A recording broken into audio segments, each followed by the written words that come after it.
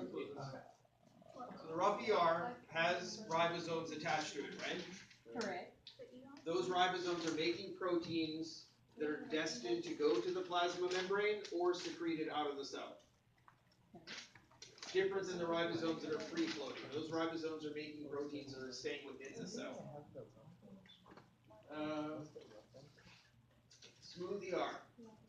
We're going to store intracellular calcium in the smooth ER, and then we're also going to make lipids. Phospholipids, yes. Yeah. So we're going to make phospholipids with the smooth ER. Store calcium. Peroxisomes. What are the peroxisomes doing? They neutralize the harmful peroxides in the cell. They neutralize harmful peroxides within the cell.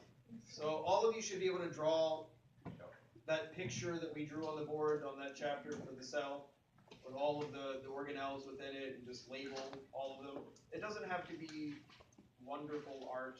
Okay, just draw a circle and say that that's a lysosome within the cell, all right? It doesn't have to be this super descriptive thing. Just, don't make it look like garbage, but try to your best to make it. I'm gonna make it to where you make it look neat, but don't put a lot of thought and effort into shading or anything like that. You're not going to three-dimensional or anything like that. I had one student last semester that I guess she had a lot of time. She finished the rest of the exam, but the cell, all the organelles were like different colors, and there was like a cross section of it, and it looked like something from the book. And I was like, that's really great. No bonus points. Yeah, like extra 5. It looks great. Will we get extra points if we color? If you go above and beyond on the exam, I give extra points. I pass out points like, candy. And so it's like, it's possible to get 115, 120 on the exam if you do really well. But it's not impossible to not surpass that 110. Alright, what else do we have? Properties of the plasma membrane. So we have glycoproteins, we have glycolipids, we have embedded proteins, we have peripheral proteins. Those proteins act as channels, pumps, receptors, right? The plasma membrane is very lively, right? And the plasma membrane is made up of saturated and unsaturated phospholipids to keep that membrane fluidity. There's cholesterol embedded in the membrane, right? There's a lot going on in the plasma membrane.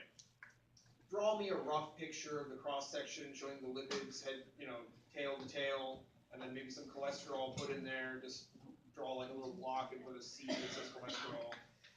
Some proteins, rough pictures, channels versus pumps versus receptor. Tell me that some of the phospholipids are saturated, some of them are unsaturated. Just do your best. Like, it doesn't have to be perfect art. Do your best. That's like a basketball.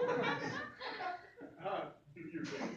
Do your best. Like, it doesn't have to be, perfect artwork that, everything's clear. Some people draw better than others. It's not an art class. But write a little paragraph explaining what you've drawn. Do not give me some clumsy picture and no explanation behind it. You might not be able to draw, but you know how to write in English and give me like a little explanation of what you've drawn, okay? Especially if you know that it doesn't look like anything. Like, I've gotten before in the past like some scribbly lines that maybe I could interpret as phospholipids. I can know they're saturated or unsaturated, and then that's it. I'm like, what is this? What do I even assign to that, right? Yeah, if you can show me like the tail going straight down versus one that has like a kink in it. A couple that are like that. We did this today. So the competitive inhibitor versus non-competitive inhibitor. The competitive inhibitor, we have the active site of the protein. The competitive inhibitor will go and sit in that active site where you should have the substrate. So when the substrate comes along, there's no physical room for the substrate. The active site is occupied, right? It's like, you can't sit in like Victoria's chair because she's sitting in it, right? So she's physically blocking you from sitting in that chair. Whereas if you have a non-competitive inhibitor, it changes the shape of the active site so that the substrate can't fit. So it's like if Victoria got up and left, but then folded the chair down, so it's like you can't smash the chair, you can't sit in it anymore, right? So it's like if you take the active site and you bind somewhere else, and the active site does this, and the substrate doesn't fit anymore. It's a non-competitive inhibitor. It's not competing competing for that space, but it's changing, it's inhibiting the substrate. So draw some pictures, maybe make the active site or the competitive inhibitor like a triangle, and the competitor itself, or the inhibitor itself is a triangle that fits into the active site. Non-competitive inhibitor, you'll draw the triangle, then you'll draw the inhibitor binding to it, and then the next picture is like a circle, and there's affinity markers, right? How does delta G relate to spontaneous versus non-spontaneous reactions? If it's positive, then it's No. it's not spontaneous because it's negative. Okay, don't get that confused. I'm gonna make no on your exam. No. Exclamation marks. Yeah. Yeah, just be able to explain maybe in your own terms, like the rock is bottom of the hill versus top of the hill, that kind of thing. Yeah, spontaneous happens.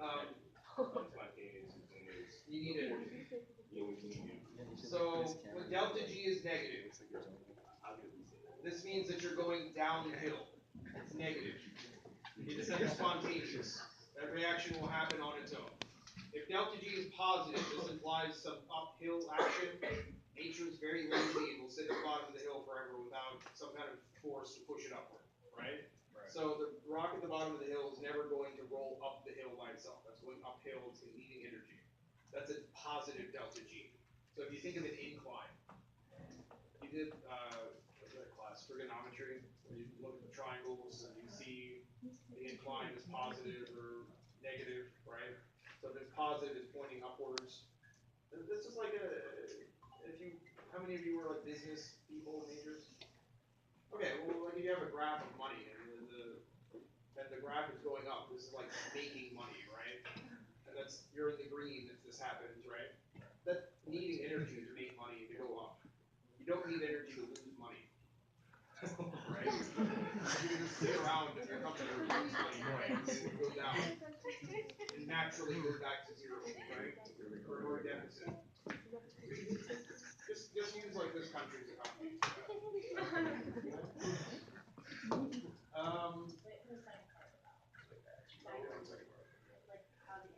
Alright, so the enzyme, how it operates using active site. So the active site is going to bind to the two reactants in question and push them together usually, or changes shape somehow, or the connectivity, or some kind of action. The active site interacts with the substrate, and it uses energy to do that.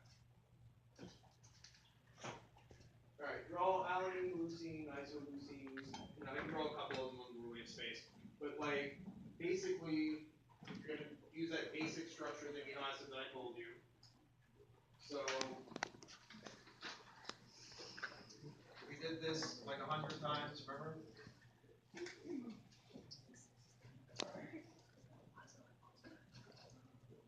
Remember that basic structure of the amino acid? So this R group is the only difference between any of them. So if I'm looking at alanine, alanine uses a methyl group as the R group.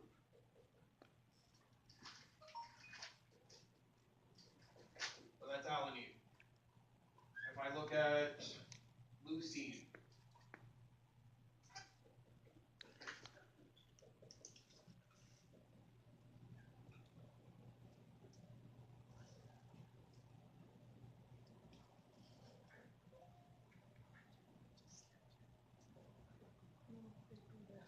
if I look at isoleucine,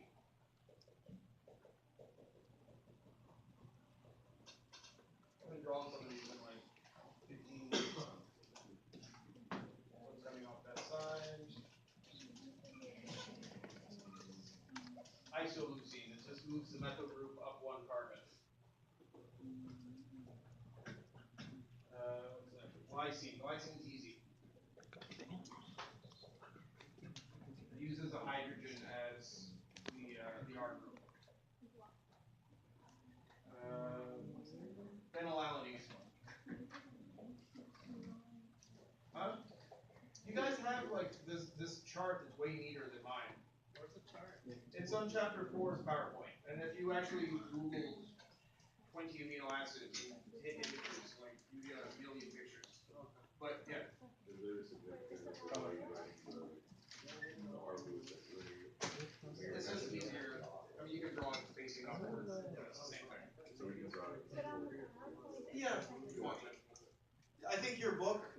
Some of them draw it kind of like this, like with the R group facing outward. So in the book, you'll see sometimes like this.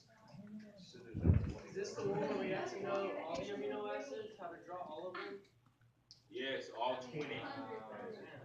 This is what you're talking about, Chris? You'll see like the R group facing off to the left or right. It doesn't matter. I mean, it's a 3D image, so whichever orientation you feel comfortable with. Yeah.